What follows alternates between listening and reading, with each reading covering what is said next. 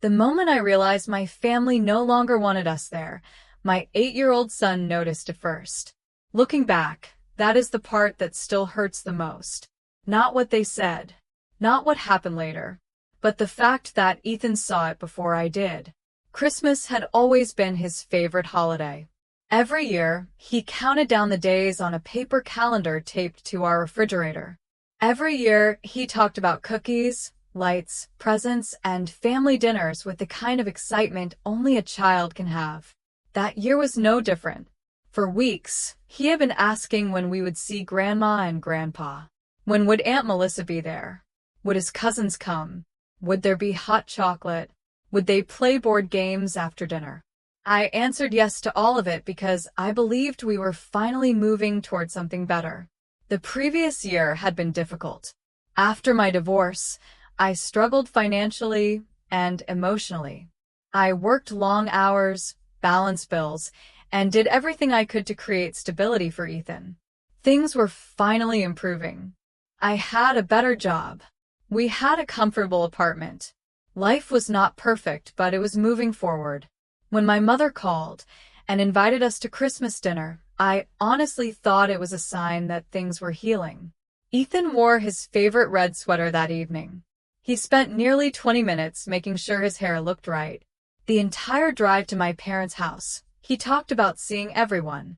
His excitement made me smile. It also made me hopeful. Maybe this Christmas would be different. Maybe we could leave old tensions behind. When we arrived, the house looked beautiful. White lights wrapped around the porch. Decorations covered the windows. A Christmas music played softly inside. For a few minutes, everything felt exactly the way it should. My father greeted us at the door. My mother hugged Ethan. Relatives filled the living room. Children ran through the hallway laughing. At first glance, it looked like the holiday gathering I remembered from years earlier. But then I noticed something strange. The conversations seemed to stop whenever I approached. People smiled, but the smiles disappeared quickly. My sister, Melissa, barely looked at me when we arrived. One cousin nodded politely before turning away. Even my mother seemed distracted. I told myself I was imagining it. Family gatherings were always chaotic. Not every awkward moment meant something was wrong. Still, the feeling stayed with me. Ethan noticed none of it. He was too busy enjoying himself. He showed Grandma a drawing he made at school. He laughed with his cousins. He helped arrange cookies on a serving tray. Watching him enjoy the evening made me relax. Maybe I was overthinking everything. Dinner was finally announced around 6 o'clock. Everyone gathered around the large dining table. The room glowed with warm light from candles and Christmas decorations. Plates were passed. Conversations started. For a short while, things felt normal. Then I noticed Ethan becoming unusually quiet.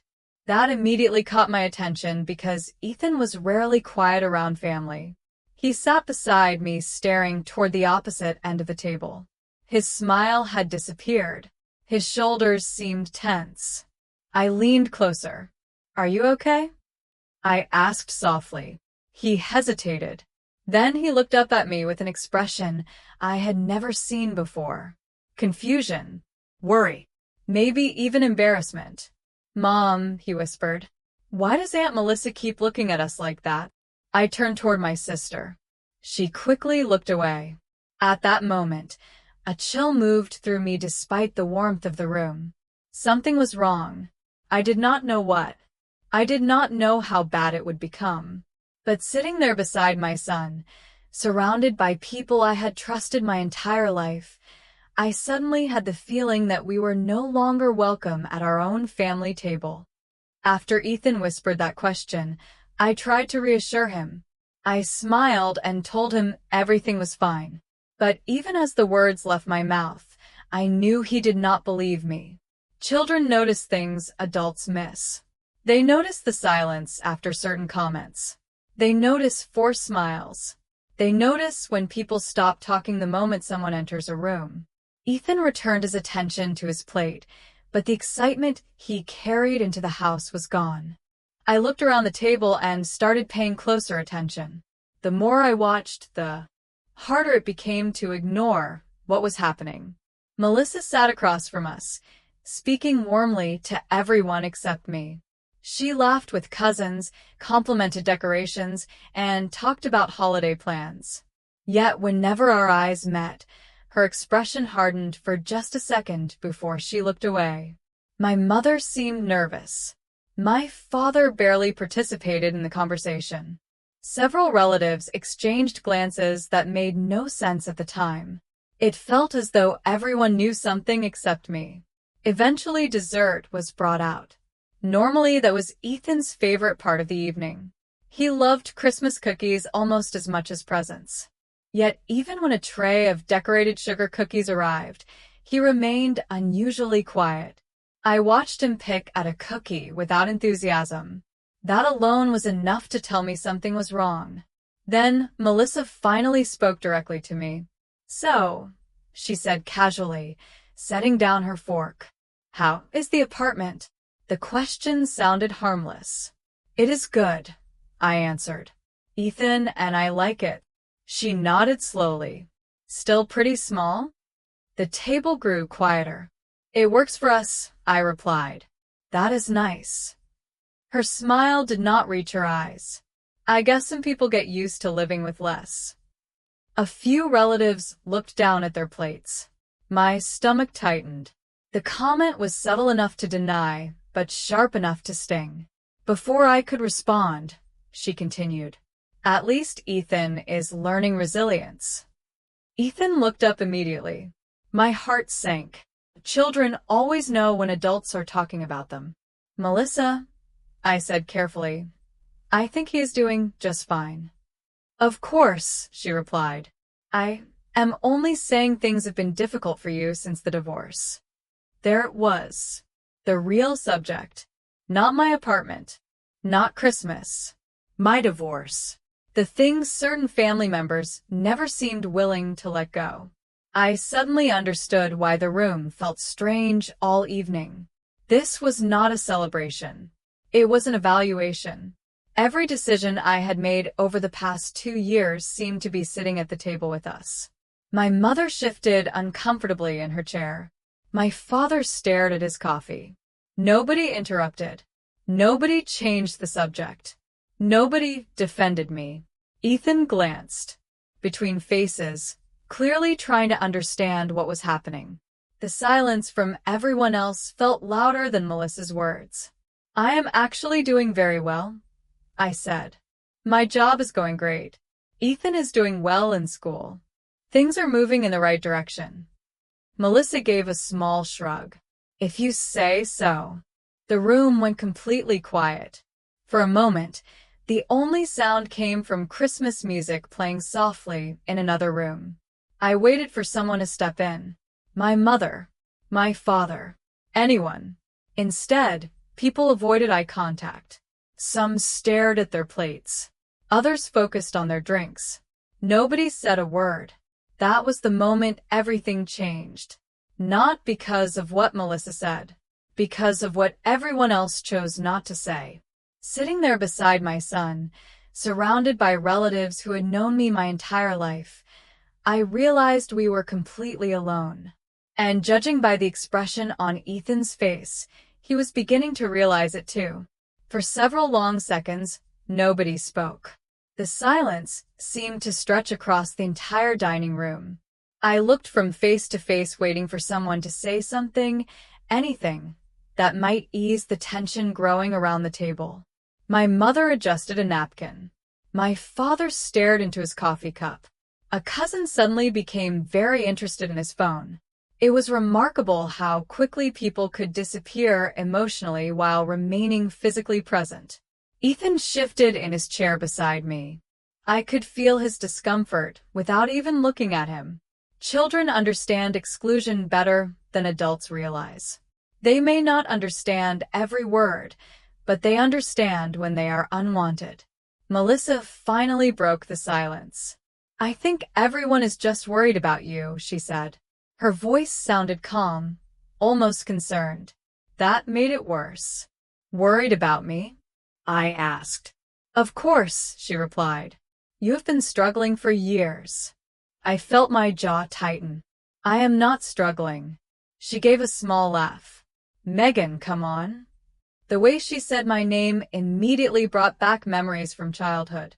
Whenever she believed she was right and I was wrong, she used that exact tone. It was not openly cruel. It was dismissive, as though my opinion could not possibly be taken seriously. I have a stable job, I said. I pay my bills. Ethan is doing great in school. We are doing fine. Melissa leaned back in her chair. If everything is so fine, why are you still living in that apartment? Several relatives exchanged uncomfortable looks. Ist zegt de her. Because it is our home. It is small. It meets our needs. That is one way to describe it. Ethan slowly lowered his eyes toward his plate. That simple movement hit me harder than anything Melissa had said all evening. My son should have been thinking about Christmas cookies and presents. Instead, he was sitting silently while adults discussed his life like a problem that needed solving. I looked toward my parents. Surely they saw what was happening. Surely they understood how inappropriate this conversation had become. My mother finally spoke. Relief washed over me for a brief moment. Then she said, Melissa is only trying to help. The disappointment was immediate. Not because my mother agreed with every word, because she had chosen a side. Help, I repeated quietly. By criticizing us during Christmas dinner? My father sighed heavily. Nobody is criticizing you. I almost laughed at the absurdity of that statement. Then what exactly would you call this? Once again, silence answered me. Across the room, Christmas music continued playing softly. Somewhere in the house, younger children laughed while opening small gifts exchanged before dessert. The contrast felt surreal. A holiday gathering filled with lights and decorations should have felt warm. Instead, I felt colder with every passing minute. Then Ethan did something that broke my heart. He tugged gently on my sleeve. When I looked down, he whispered so quietly that only I could hear him. Mom, can we go home? His voice carried none of the excitement from earlier, none of the joy he had felt driving here. He looked tired, embarrassed, Small. I placed my hand over his and squeezed gently. Soon, I promised. The moment those words left my mouth, Melissa rolled her eyes. It was a tiny gesture. Most people probably missed it. I did not. Neither did Ethan. For the first time all evening, anger began replacing confusion. Not explosive anger. Protective anger. The kind that appears when someone you love is being hurt. Whatever issues existed between adults should have remained between adults. Yet somehow my son had become part of the target. Sitting there beneath the glow of Christmas lights, surrounded by family members who refused to intervene, I realized something painful. The evening was no longer drifting toward conflict. The conflict had already arrived. And judging by the expressions around the table, the worst part had not happened yet. The breaking point came only a few minutes later. Looking back, I sometimes wonder whether the evening could have been saved if even one person had chosen kindness at the right moment. Maybe if my father had changed the subject. Maybe if my mother had told Melissa to stop. Maybe if one relative had simply said enough. But nobody did. The conversation continued exactly where it had left off. Melissa picked up her coffee cup and looked directly at me. The truth is that everyone has been worried for a long time, she said. You just do not listen. Ist zegt de her. Worried about what? About your decisions.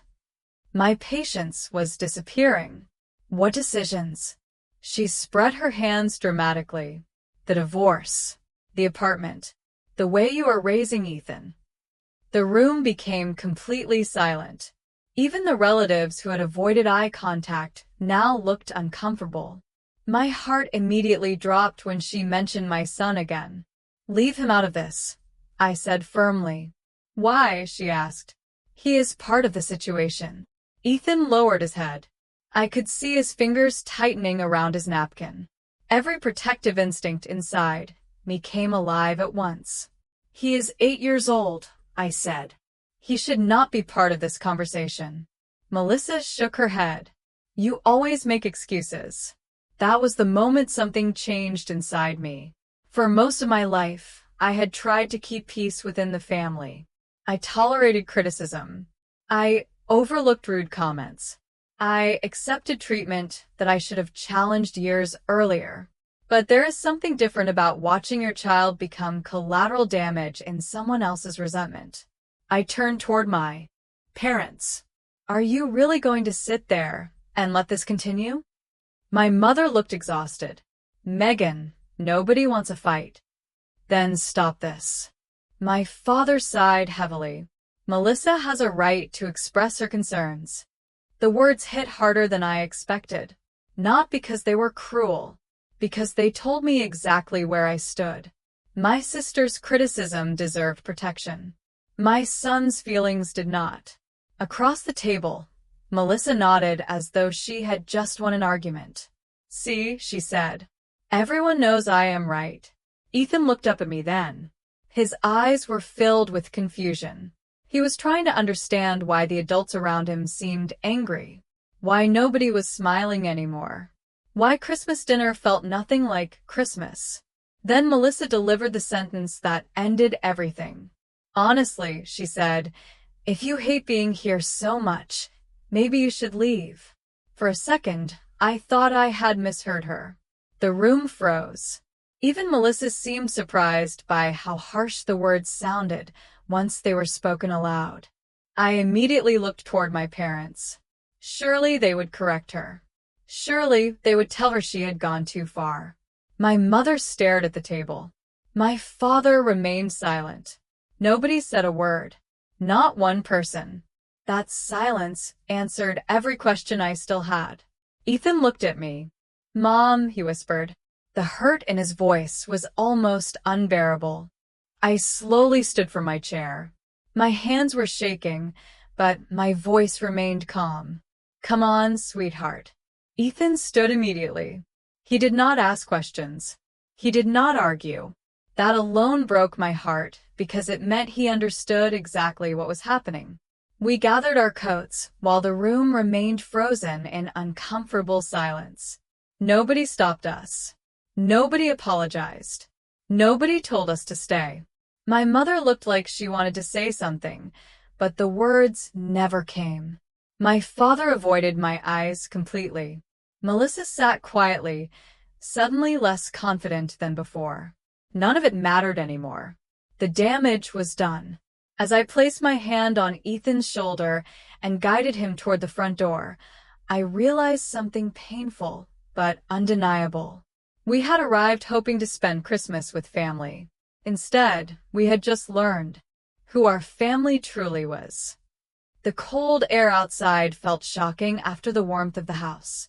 Christmas lights still glowed along the street, and snow flurries drifted through the night sky, creating a picture-perfect holiday scene that felt completely disconnected from reality. Ethan and I walked quietly to the car. I opened the passenger door for him, helped him buckle his seatbelt, and closed the door gently. Then I sat behind the wheel and stared through the windshield for several seconds without starting the engine.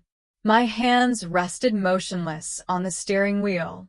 I could still hear Melissa's words. I could still see my parents saying nothing.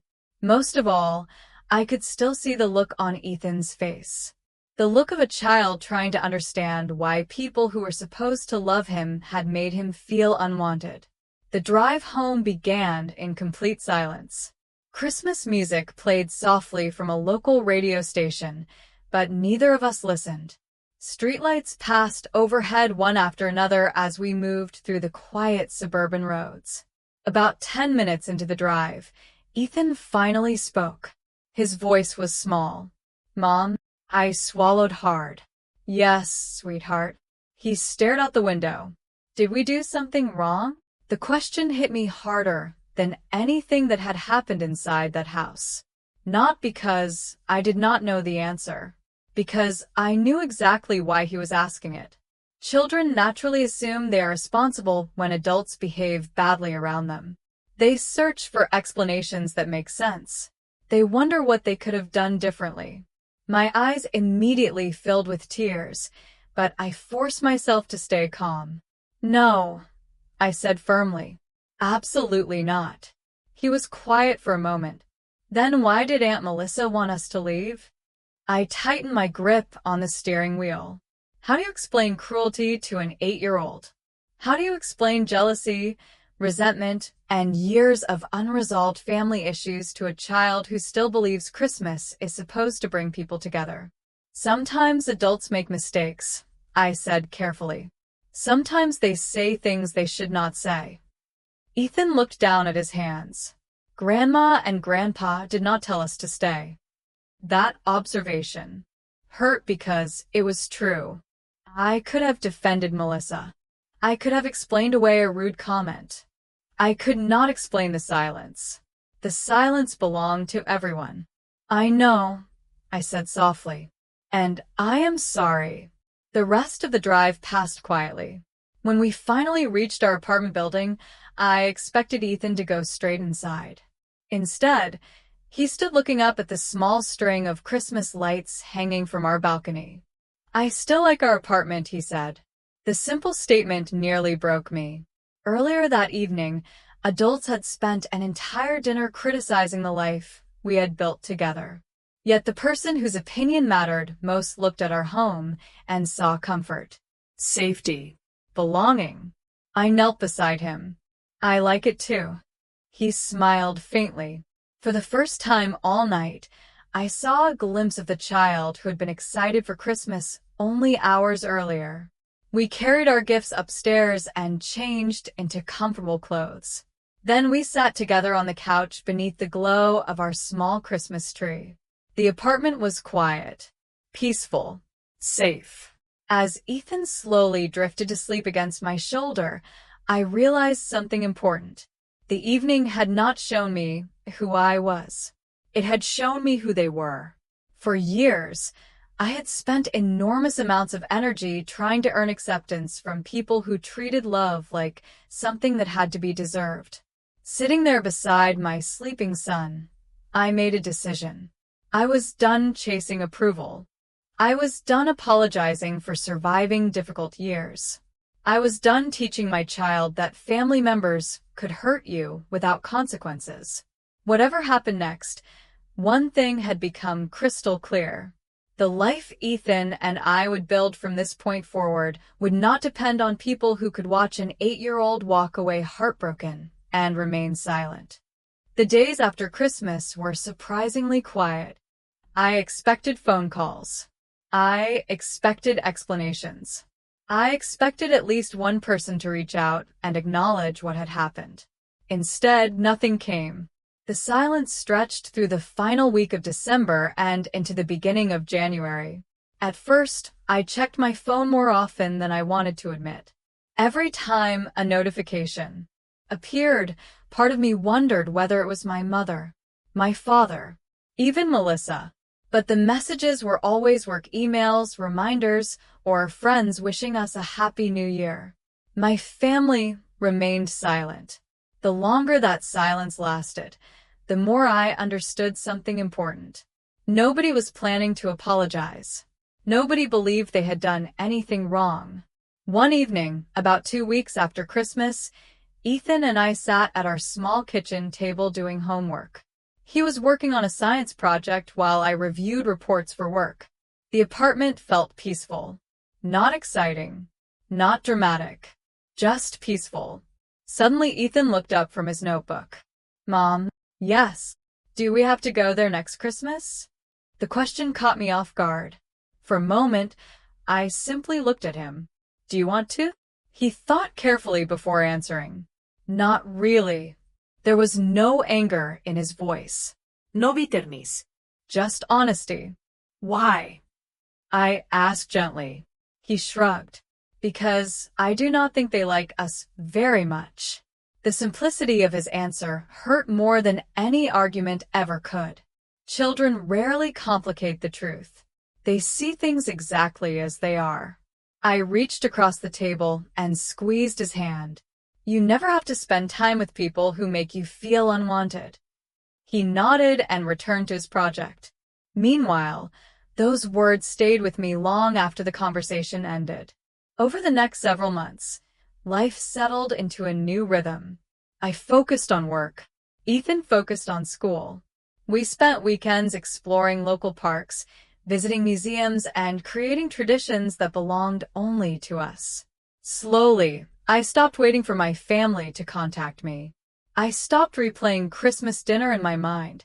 I stopped imagining conversations that would probably never happen. The emotional space that had once been occupied by disappointment gradually filled with something healthier. Relief. Then spring arrived. My company announced a leadership development program. Several managers encouraged me to apply. Normally, I would have talked myself out of it. I would have worried about what everyone else needed. I would have convinced myself that pursuing a bigger opportunity was somehow selfish. This time was different. I submitted the application. A month later, I was accepted. When I told Ethan, he reacted as though I had won an Olympic medal.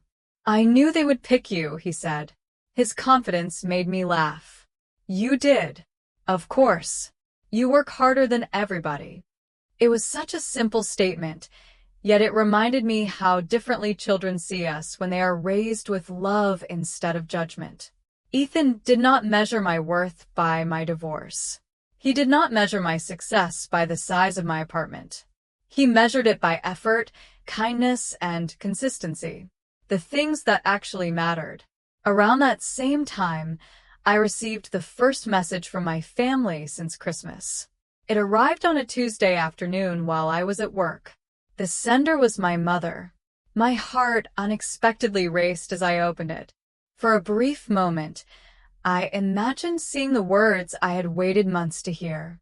Instead, the message contained only 2 sentences. She wanted to know whether Ethan would be attending a family barbecue in June. There was no mention of Christmas. No acknowledgement of what happened. No apology. Nothing. I stared at the screen for several minutes before setting my phone down. In that moment, I realized the real challenge was not surviving what happened at Christmas dinner.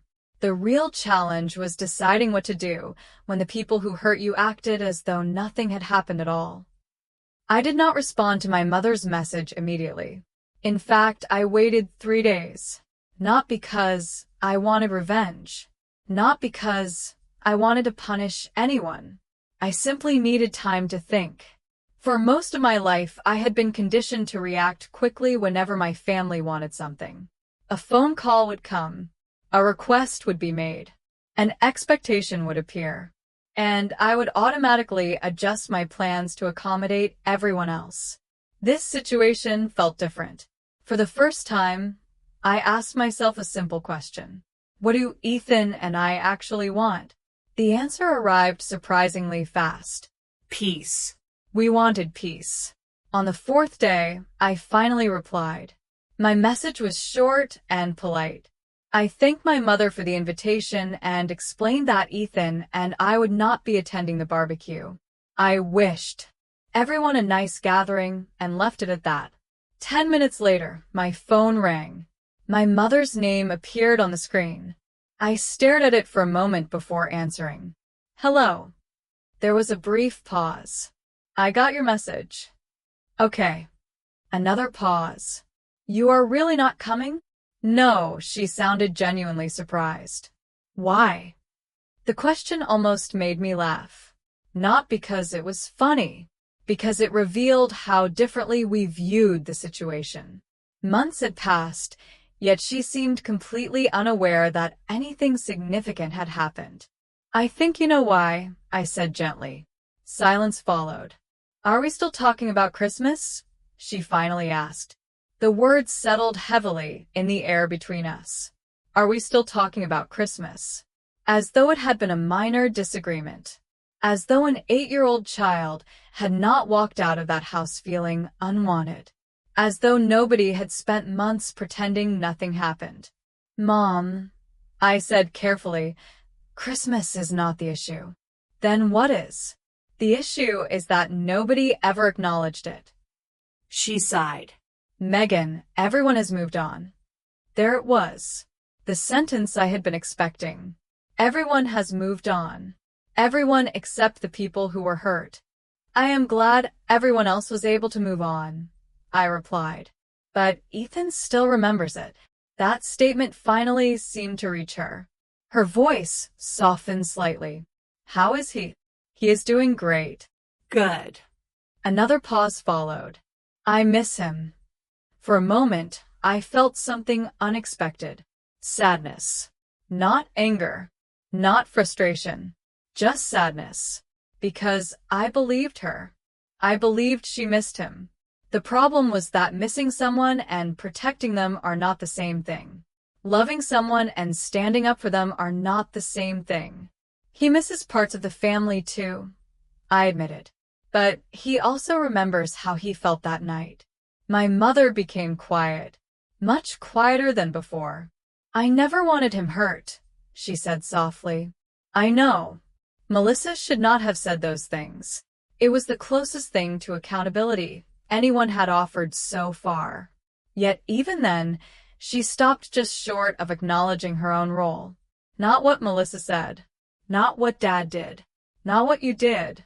Still, it was Something. When the conversation ended, I felt strangely calm. Not because everything had been resolved. Because I finally understood something important. The people who hurt us were beginning to notice our absence. For months, they had expected time to erase consequences. They had assumed life would return to normal. Instead, they were discovering that normal no longer existed. Meanwhile, Ethan and I continued building a life that felt increasingly full. School ended for the summer. My leadership program was going well.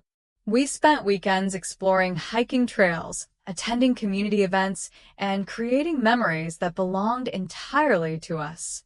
Slowly, without realizing it, we had stopped measuring our happiness against the approval of people who had failed us. And somewhere along the way, the family that once occupied the center of our world had started moving to the edges of it. By the time autumn arrived, almost 10 months had passed since that Christmas dinner. Life looked very different than it had the year before. Ethan had started a new school year full of confidence. I had completed the leadership program and received a promotion that came with greater responsibility and a significant increase in salary. More importantly, our home felt lighter. There was less tension, less anxiety, less waiting for approval that never seemed to come. We had built routines that belonged to us. Friday movie nights, Saturday morning pancakes, evening walks through our neighborhood when the weather allowed. The more time passed, the more I realized how much emotional energy I had once invested in maintaining relationships that were never truly balanced. Then, in early October, my phone rang while I was leaving work. The caller was not my mother. It was Melissa. I stared at the screen in disbelief. Nearly a year had passed without a meaningful conversation between us. For a moment, I considered letting it go to voicemail. Instead, curiosity won. "Hello." There was a brief pause. Magan. Her voice sounded strangely nervous. I could not remember the last time I had heard uncertainty from her. "What is going on?" I asked. I was hoping we could talk. The request alone felt surreal. Melissa had never been the person who wanted to talk. She had always been the person who wanted to be right. About what? I asked. Another pause followed. About everything. We agreed to meet at a coffee shop the following weekend. During the days leading up to the meeting, I found myself surprisingly calm. A year earlier, I would have been anxious. I would have rehearsed conversations in my head and worried about every possible outcome. Now I simply wanted clarity. When Saturday arrived, Melissa was already seated when I walked inside. The moment I saw her, I noticed something different. She looked tired. Not physically. Emotionally. After a few minutes of awkward conversation, she finally got to the point. "Mom has been having a hard time," she said. "Because Ethan and I are not around?" She nodded slowly. "Partly." I waited. "The family is not really the same anymore." I almost laughed at the irony. For years, nobody seemed concerned about preserving family unity while Ethan and I were being pushed aside. Now suddenly family mattered. "What do you want me to say?" I asked. Melissa looked down at her coffee. "I think we handled things badly." Hearing those words felt strange. Not satisfying. Not victorious. Just unexpected. "You think?" I asked quietly. She sighed. "I know we did." It was the first direct acknowledgement anyone had given me. The first time someone actually admitted what happened instead of pretending it was a misunderstanding. "Ethan was hurt," I said. "I know. I was hurt. I know that too." We sat in silence for several seconds. Then Melissa said something I never expected to hear. "I was angry at you." I frowned. "Why?" She looked embarrassed. "Because after your divorce, you kept moving forward. I thought you were supposed to fall apart.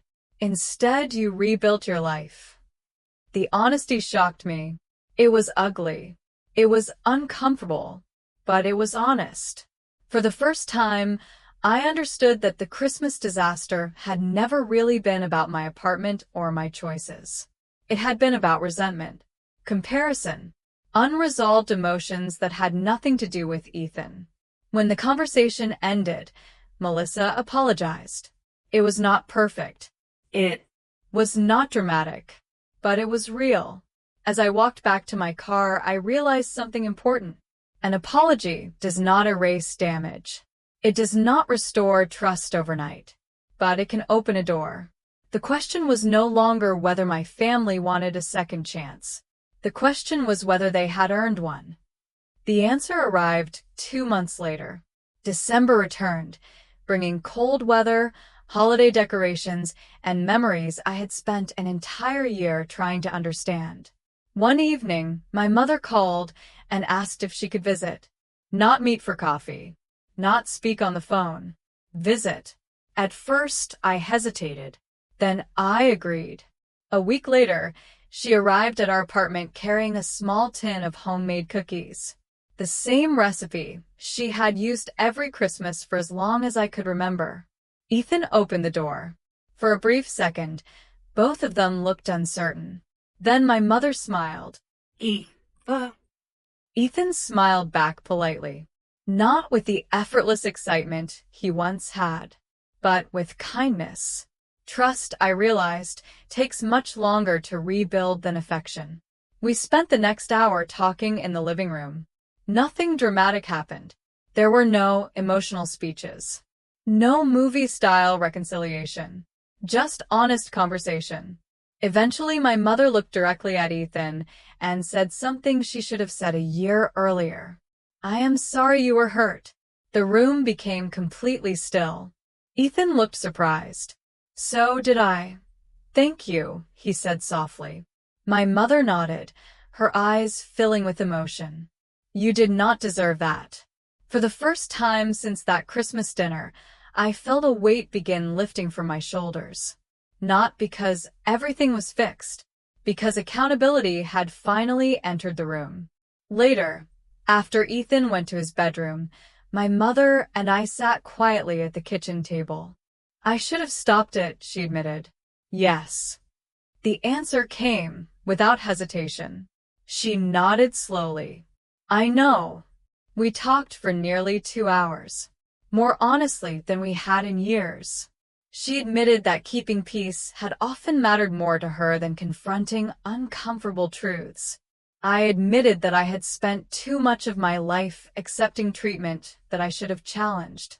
Neither of us left the conversation feeling perfect, but we left it feeling real. Over the following weeks, Communication gradually improved. Not overnight. Not magically. Boundaries remained. Expectations changed. Trust rebuilt itself slowly, through actions rather than promises. Then Christmas arrived again. This time, Ethan and I stayed home. Not because we were angry, because we already had plans. We spent the morning opening gifts in our apartment. We made pancakes. We watched holiday movies. We laughed more than we had the previous year. That afternoon, a few family members stopped by briefly, including my parents. The visit was simple, comfortable, respectful. Nobody pressured us. Nobody criticized us. Nobody expected us to pretend the past never happened. As evening approached, Ethan stood beside our Christmas tree holding a new ornament he had picked out himself. He looked around the apartment and smiled. "This is my favorite Christmas ever." I looked at him and realized something remarkable. A year earlier, I thought losing my family's approval would break me. Instead, it taught me something far more valuable. Approval is not the same thing as love. Obligation is not the same thing as connection. And family is not defined by who shares your last name. Family is defined by who makes you feel safe when life becomes difficult. The Christmas that once felt like the end of everything ultimately became the beginning of something better. Ethan learned that his worth does not depend on other people's opinions. I learned that boundaries are not punishments. They are protection. Most importantly, we both learned that walking away from disrespect does not mean losing your family. Sometimes it is the first step toward finding the kind of family relationship you deserved all along. As I watched Ethan hang his ornament on our tree and laugh beneath the glow of the lights, I understood something that had taken me an entire year to learn. We were never the ones who needed to leave. We simply needed to stop staying where we were not valued. And once we did, we finally found our way home.